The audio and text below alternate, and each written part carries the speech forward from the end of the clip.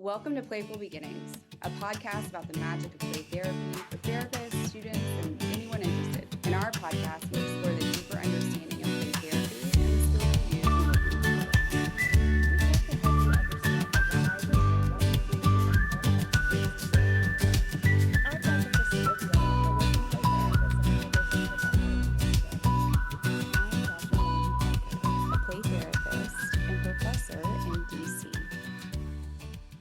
Hey, Kristie. Hey, Maggie. How are you? Good.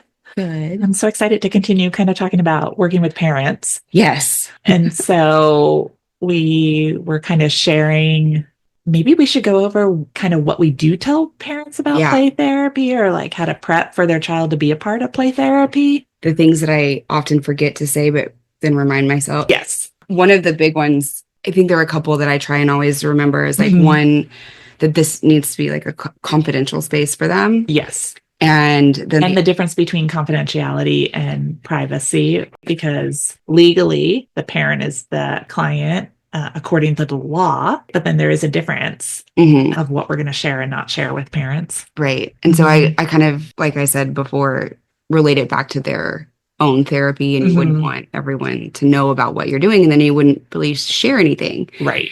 And so I kind of want to do that. The other one is to try and bring them not in nice clothes. Clothes that they can get dirty in. Clothes they can get dirty in. Yeah. That's a big one. Yeah. And that they're comfortable in. Right. Yeah. Because you want them to play. Yes. And not worry about getting messy or ruining an outfit. Yeah. Or worried about how their parent is going to react. Right. That they got messy. Because I had one, this child was lovely, and so many things that I had to end up talking to the parents about. Yeah. Because she would paint her hands and feet. It was a very sensory. Yep. And with every color. And so it was just very messy. And so having to make sure, and the parents were great. Yep. And they understood. I haven't had any parents ever really get mad at me for their kids getting messy. I don't think I've gotten parents mad. I think they've been concerned about maybe how messy their kid is. Yeah. But they're not mad at me. But they might bring it up in a parent consultation later. Yeah. Or frustrated. Yeah. That was a new shirt or something like that now has blue paint on it. I do tell parents I try as much as I can to make sure the materials in the room can be washed out. Yeah. So I do put soap in all of like my paint if I have an easel with paint. Smart. In particular, blue and black don't come out as easily. They actually tend to be colors I use less in my easel painting, unless a child specifically asks for blue. It's for some reason it stains different. You're so thoughtful. No, only from experience. And remember, I used to work with kids in a different setting. And so it's things I've learned. It's also why, when you get it on your hands and you try to wash it out, you still have like a blue mark. It's because it's harder to get out. I also have tricks about that. How do you get it out? So Dawn soap, I feel like Dawn soap is great. We should be sponsored. Right. And hydrogen peroxide. Interesting. Yeah. If you put a little hydrogen peroxide or Sprite. If you soak it in Sprite and then wash it, for some reason the bubbles help release some of the stuff, but then it's kind of sticky. So you have to make sure you wash it. Also, hairspray. Oh, I haven't tried that one. I got ink on my roommate's couch and I freaked out. And, it was scary. I once dumped, when I worked in the hospital, I was bringing a kid a stained glass activity, that stained glass paint, and I had a wool dress on. The kid was having a hard time opening it. So I opened it and it splattered all down the front of me. And I was like, yeah. It was a dry clean only outfit. Oh, geez. Which you should never wear working with kids, by the way, as a therapist. That's just a bad idea. You're asking for, I'm not saying don't do it. Just know. Just know what you wear. Yeah. Well, at school, you're poor in school, right? Like I didn't have any money and I got like a new pair of jeans I loved them. And I wore them to session and I got paint on them. I was like, that was me. That was my fault. I did that. Yes. So I don't ever wear I have like a pair of shoes that I love and I won't ever wear them. To the playroom. I also wish that we could wear scrubs. I really wish that we could wear, scrubs, because one, they're comfortable, and two, you get messy. You do. But I'm on that train, and parents need to see us as professionals. And so if we dress in ways that look like we're wearing our pajamas, because sometimes scrubs can look like you're wearing your pajamas. There's also some really nice scrubs that look dressier that I think definitely, or I have a friend who's a play therapist, and she wears these really fancy yoga pants. Oh yeah. But they look like pressed trousers. Yeah. But they're yoga pants. And you also she's comfy, she can move around. Yeah. And she appears professional. You also have to be wary of kids being scared of doctors. Yes. So if you're wearing scrubs, they might be scared. Or nurses or healthcare professionals. But so that's so not only do I make sure I'm wearing stuff that's I'm okay getting messy, letting parents know kids about getting messy. I try and prep them, don't ask them what they did or what they talked about. And that's really hard. And even as a parent, when my own child goes to play therapy, I have to hold my curiosity. I'm like, what did you guys do? And I talk to them about trying not to come into the room after they've played in the room, because if we look at it that toys are their words and play is their language, it's almost like a transcript of their session. And so being really careful of going into a different room, or if the child wants, I'll get the child's permission, even when I needed to talk to my own kids' play therapist. I was like, are you, I'd ask permission. Are you okay with me going in? And trying to be respectful of that it might get worse before it gets better. That's a big one. And so really trying to help them. And again, most things I relate back to them as adults to help them kind of understand, is that when you go to, if you've gone to therapy or if you're dealing with something and you start sharing it or bringing things up, it usually makes you sad. And it doesn't mean that you don't feel better after sharing it. It's just that in the process, it can be a lot.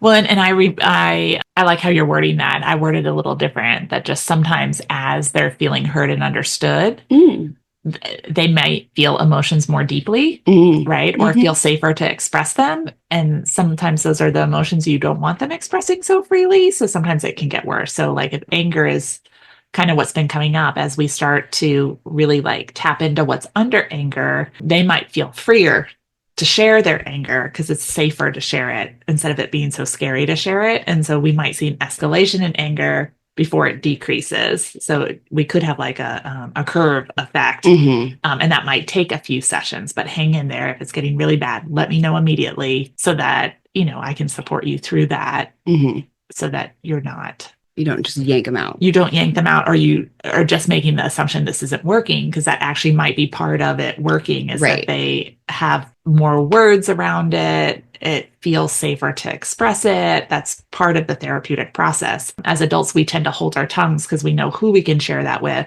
Kids tend to share it with everyone. Yeah. No, that's a really great point. I like that. And so another thing I want parents to see the playroom. We walk around, I introduce them to the playroom. I let them touch the toys, ask questions about any toys in the playroom up front. What do they usually ask you about? Sometimes I'm not really sure what they think the playroom is going to look like, because I don't always do my intake in the playroom. Sometimes I'll do it in an adult space and then bring them into the playroom. They're surprised at how many toys. They're surprised at the aggression toys. Typically, or they might say something like, oh, my child doesn't play with this, or, they don't do this, or, oh, they did that when they were younger, they don't play with it anymore. And before we go in, I kind of talk about all the areas, and there may be toys they like and not like, some they play with, some they don't play with, but they have the option at all times to play with many of the toys that they would like. Usually it's the aggressive toys that they're kind of and toy guns. And so we have that conversation, and that did a research article on that, because I had a reaction to my own children pew-pewing. Pew-pew seemed to be the universal thing that kids do. Right. It's so funny. And so it's interesting, kind of how I think that research really helped me as a parent, but also as a play therapist, and how do I explain it? Yeah. And what we found is that we just interviewed other play therapists, is that those that did have it were much more grounded in theory of is this my personal belief that's having me struggle, or is this really an extension of them being able to toys are their words and play as their language? And then most of the people who did have it recognized that a lot of times it wasn't even used as aggression. It's usually for relationship building and mastery. Yep. And so I can't think of many times where a child has used it in an aggressive way. It's usually we play cops and robbers together. Right. And so I tell parents that a lot of times it's more imaginative. It's more about like us engaging in a game together, being able to try on different roles and stuff like that. Yeah.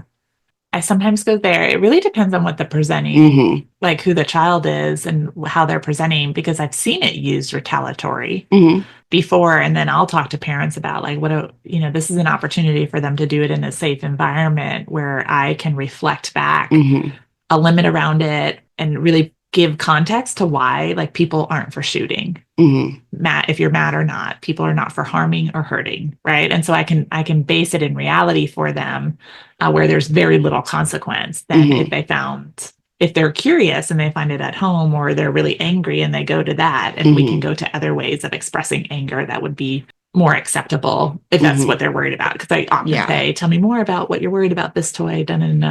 And then there's been 1 or 2 times that I've actually taken it out of the playroom, which I said I would never do. Yeah. But after having a long conversation with the parent, I want to say I did not take it out to appease the parent. I took it out because their concern was really valid and that it did not feel like this toy would be helpful for this child. And so collectively, we decided that it would come out before their session.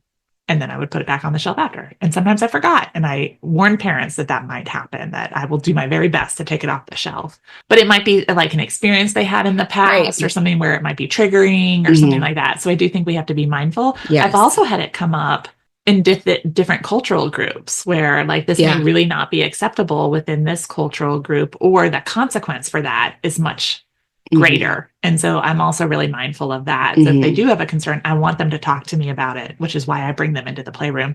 And you have to set time to do that. You can't, it's not on a fly like the last 2 minutes. Like you really have to say, we need at least 10 minutes. I want to give you time. If they take 2 minutes, that's fine. But if things do come up, I want to make sure we have time to converse about it before we're out of time. And so. Yeah. And that's like, I think it brings up to culture, and I ask about culture and identities, and I want to make sure that there's like representation in the playroom. If there's anything that they think would be relevant culturally that maybe we don't have that would be helpful, or that, again, that like would need to is a cultural reference, or whatever, if like the gun or something like that. As you were saying that, something popped in my mind and now it's popped out. Oh, about them not bringing toys from home. Yeah. That's another thing I encourage. Now, if they have a lovey or something that is a like transitional object, I do let them bring that in. But parents and I have a conversation that could be left behind sometimes in session. And like, how do you want to manage that? Like if they leave the levy. If they leave a levy or like a special stuffed animal. I know. Molly would, you would have to drive back break into a building to get her levy. I would. Yeah. Yeah, Lee's crawled through a trash bin for that. Yeah, because it's so important. It's so important. So we do talk about that so that parents are really kind of mindful of those. Yeah. The other thing that I think is also really important is that parents are going to ask about play therapy. Don't assume because they've chosen a play therapist, they have any understanding of play therapy. So you have to have your go-to statement about what is play therapy, how is it helpful? And I really encourage people. I was at a conference, and I was at a play therapy conference, and D-Ray and Ahuline both worked at UNT at the time as faculty, did an activity where you repeated your kind of elevator speech over and over and over again. So practice with family, friends, and say it multiple times in multiple settings until you have it down pat. Because it's really hard on the fly in the moment. You're going to mess it up if you are not practiced or you can't speak to it quickly, clearly, right? But it should only be 1 to 2 minutes. Like you don't want to bore them. This is not a dissertation. This is not a thesis. This is not a lecture, right? It's just a quick, what is play therapy? How does play therapy help children? But I do really encourage people to have a go-to statement about that, because that's a question. Lots of parents ask in the intake. So tell me what you're going to do with them. And then we've talked about this before. Sometimes we don't value play in our society. And so also like knowing that question's going to come and don't be triggered by it. Right. So you just have to I sometimes will just say, yeah, a lot of people ask that question or are kind of confused because, we look at kids and they play all the time. How is this different than how they would play at home or play with you? And then I go into why. Instead of getting triggered by it, I just acknowledge it and use it as like a feeder into what we do, why we think play is so important for kids. Yeah. And how we're using that as a therapeutic tool in session. And so not explaining it like they would play with toys at home, but you have to really be able to share why this is therapeutic for kids or why we use it as a therapeutic intervention. Yeah. No, I think that's really important. And then there are going to be certain spaces where it's more, I guess, acceptable, right? So like in Northern Virginia, where I am, or we are right now, parents know play. Right. And so play therapy is a lot of people are doing play therapy here. But when I was in Mississippi, it wasn't. And so really having those conversations and being upfront with parents about what you do and don't do. Yeah. So I've had parents here too who want me to teach them how to study, like study skills and executive functioning. I'm like, so this is how I do this in this way. And this is how I've seen it be beneficial. And if you're wanting something that's more directive, I'm happy to provide you resources. Yeah. I also think that a lot of times when people are referred from physicians, CBT is really big. And so they'll be like, well, my pediatrician said I need to get them in CBT. And so then I have a conversation about how what I do is different than CBT and understand what those differences are and say, like, this is what I do, and I do think this will be beneficial. If that's something, if you do want CBT, I'm happy to get you a referral. Just being really upfront. And I don't try and say, like, one is better than the other, but this is what I do and why I do it. Yeah. I think that's important. The other thing that I talk about from the play therapy perspective is about how they should disclose information to me about their child in session so that, that's not something we announce in the waiting room. It's not private or confidential.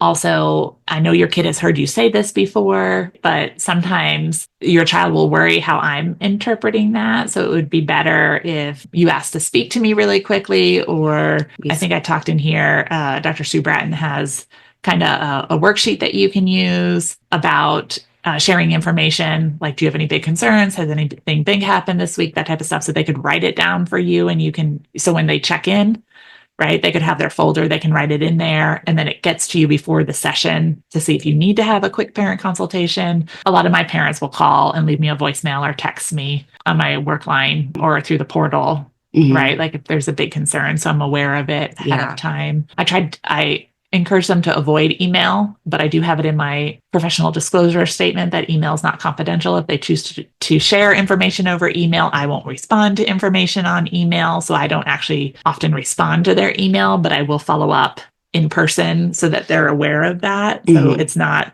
so they don't think I'm not getting the message, but I want to abide by the lack of confidentiality in emails. But it's inevitable. Parents are going to say, when they drop them off.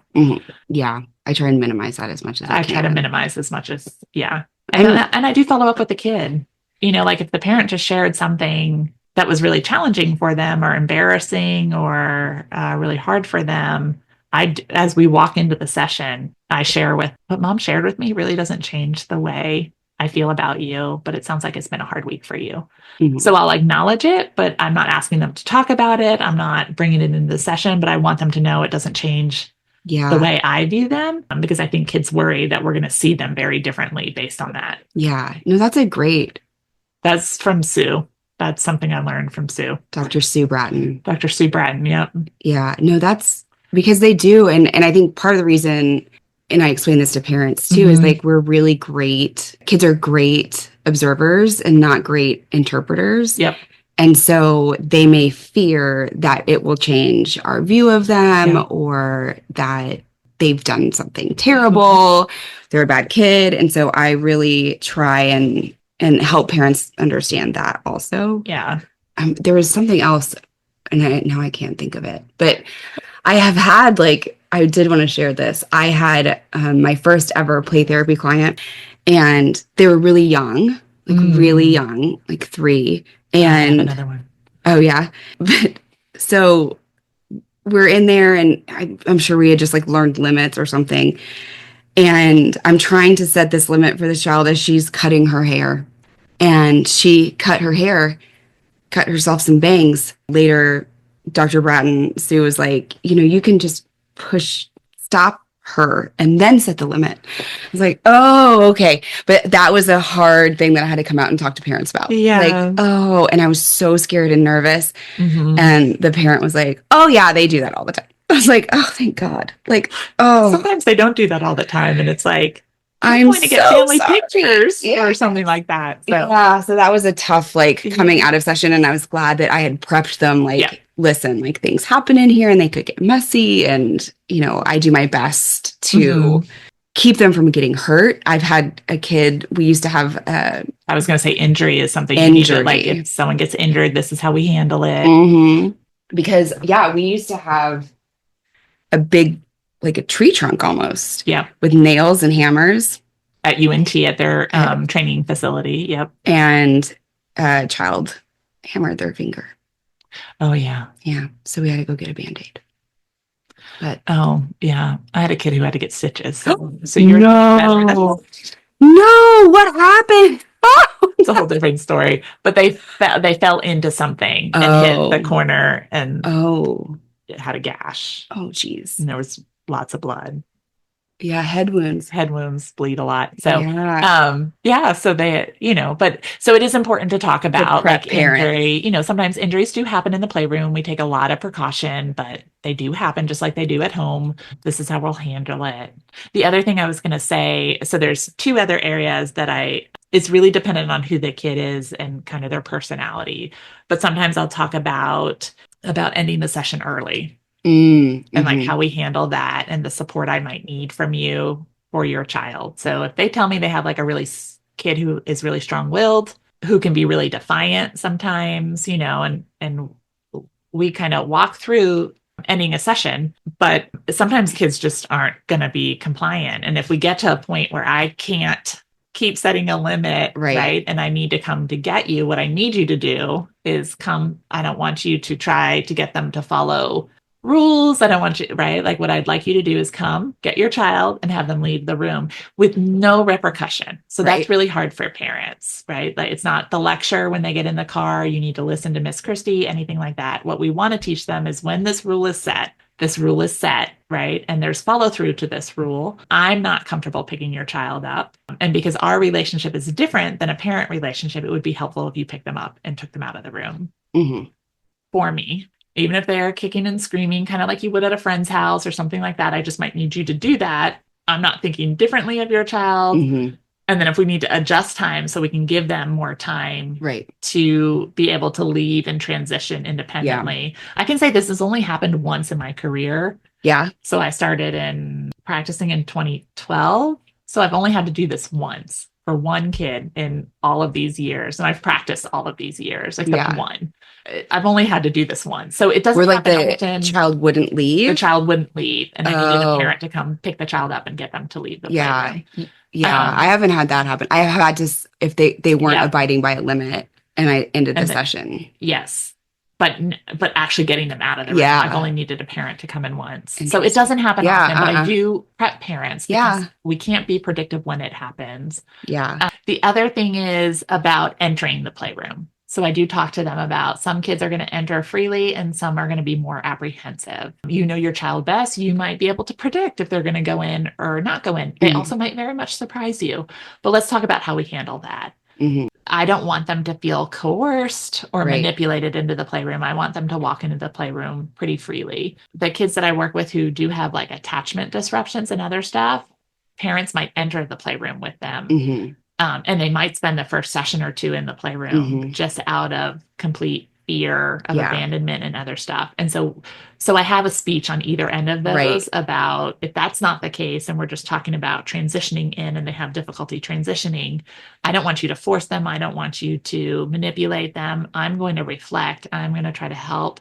We might start off, instead of you in the waiting room, we might start you off in a different, actually in a therapy room, so that the child gets to freely go there and I can actually do therapy with you there, talking to you, whatever, to get them to go into the room. And that's when I have been in private practice more than like an agency. So if it's a group of private practitioners or my own private practice, that might look like I'm doing therapy in the waiting room. So you're just not really sure about me. Yeah. Like I had a kid hiding under a blanket once and would whisper to the mom to talk to me. Right. And we just used it as a therapy session. And the mom was just shocked about how this kiddo, finally, it took us 3 sessions. So we had 3 sessions in the waiting room.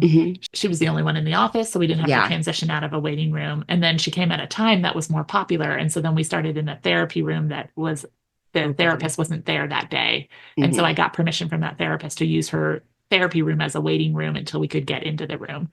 And then when she did come in the room, she only stayed 20 minutes. That's all she could handle. She couldn't take being away from mom. So like even talking through what those scenarios would be like, if it's the opposite, which is what I get more frequently working with kids who have relational trauma and disruptions, is they have a hard time transitioning away from their caregiver. Yeah. So I have a conversation with the caregiver about, if this happens, you're welcome to come in the playroom. I don't want you to manipulate them to play with objects, whatever. You're really just there as their security. Right. If they bring things to you, you can engage with them. I want you to be normal. I'm not judging you as a parent. I'm not doing any of that stuff. I just want them to build trust with me in this space. And then what we'll do is we'll slowly transition you to closer to the door, then sitting outside of the room, then sitting halfway down the hall until you're all the way in the waiting room. Yeah. And then once I had a kiddo who needed a transition object. So he was afraid. It was a kiddo that was in foster care and now had been adopted. And his primary caregiver just left him somewhere and said she was coming back and never showed back up. Oh. And so he had this real fear of being left. Totally understandable. Right. It happened to him before. Right. So it's not far-fetched. It's a reality. And so he asked to take mom's keys. So mom couldn't leave the space. So her keys would come into the playroom. I would be very attentive to where keys went because I did not want them to not have keys at the end of the session to get home. He felt comfortable. And sometimes we had to go check on mom or check on a parent or a caregiver. And that's also something I might express if I'm working with relational trauma, that we might come out and check on you. And then the goal is to get them back in the room. And this is just part of the therapeutic process. This is about them having more confidence in themselves, having more trust in your relationship, having more trust in our relationship. I'm not going to hold your child hostage in the playroom. No. That's never my goal. Right. And so I'm going to ebb and flow with your child. So if they need to check on you, if they need to tell you something, if they need to show you something, that's okay. Yeah. Show your interest and then go back to reading your book or go back to whatever you're doing. And then we'll kind of ebb and flow that way. Yeah. Well, and that's another thing I talk with parents about too, is that it's not a punishment and it's not a reward. Correct. And so it's really important. And I do that with teachers a lot. Consistent. If we're in school settings. That it's important to be consistent. Because that happens sometimes. It's like, okay, fine, you're not, or like, you have to go to play therapy today. Like, I'm going to tell, it's like, no. Like, we don't want this to feel like a punishment or something that you only get if you behave a certain way. Yeah. The other one I always, and I try and share it at the beginning, like at our intake, is my goal is for you not to come, right? So like, my goal is to be out of a job. Yep. Helping them kind of, I think, in this day and age with insurance and money and all of this, sometimes it feels like you're just doing this to make money. And so I want to let them know, no, this is important. And this is sometimes how I might see change. And I'm always going to check in with you. You are the expert of your child, outlining what termination looks like before we even start. Is just like, what does this look like? And what do I want termination to look like? What I hope like have 3 sessions, that way we have a conversation about it and let it go, because it's really hard when there is no termination and it just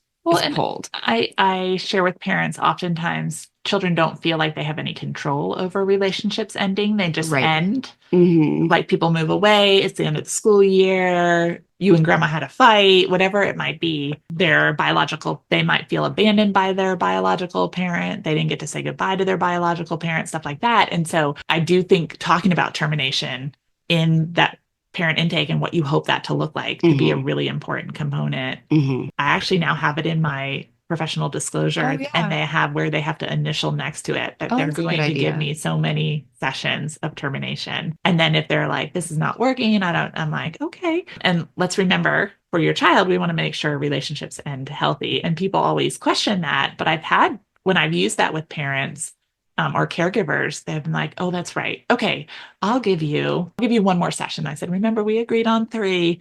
I will be okay with at least 2. I just don't want the time we tell them to be the only time. I want them to have a time to work through those emotions that might be coming up. So that's why we say 3 sessions. It gives the child a chance to emote happy, sad, scared, frustrated, disappointed, whatever the emotion is. And then another session where we're together, and then one where it really ends. Yeah. And I think we need to be mindful of that for kids because they don't. And parents don't understand that. So even just sharing why we do it that way can be really helpful for them to have buy-in about the termination process. Yeah, I think like the more you can kind of like lift the veil and just be like, this is why. And this is, I think it makes sense to them. And so that's what I try and do with parents is I try and help it make sense to them. Yes. And so whether that be what you're doing and talking about ending of healthy relationships or me kind of relating it to what it would be like for an adult, I think that's the biggest thing that we're trying to do is help them understand the rationale. Because then it's easier to buy in. I think. And just prepping them.